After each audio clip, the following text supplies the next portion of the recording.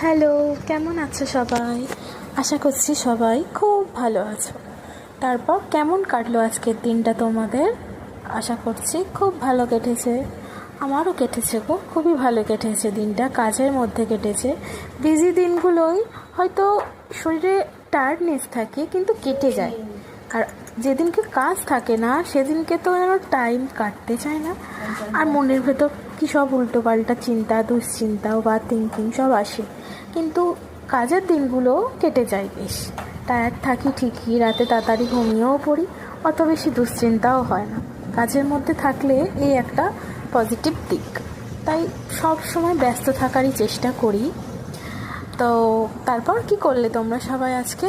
একটু তো জানাতে পারো কমেন্ট করে নাকি? আমিও সারাদিন কাজের মধ্যে কাটলো, এই স্টোরে গিয়ে একটুখানি হালকা করে ভিডিও করলাম তোমাদের দেখাবো বলে।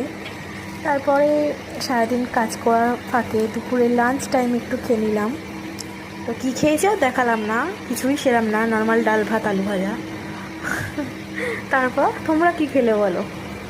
সারাদিন কি খেলে জানিও আমাকে। সন্ধ্যের টাইমটা একটু ব্রেক থাকতো, তো আমাদের ওখানে মানে আমাদের স্টোরের পাশে একজন কাকু ফুচকা বিক্রি করে, দারুণ। আমি মানে ডেলি খাই, ডেলি।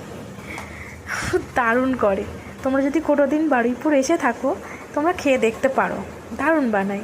আর যারা যারা থাকো আশা করছি বুঝতে পারছি আমি ঠিক কার কথা বলছি। যাই হোক, তারপরে বাড়ি ফিরে এলাম অফিস টাইমের পর।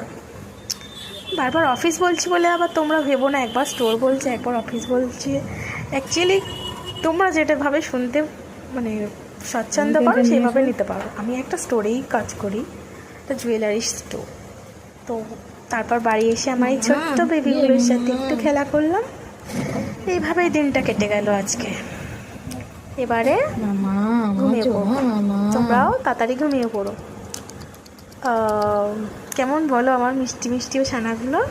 এর না এই জাস্ট এক সপ্তাহ হলো বয়স।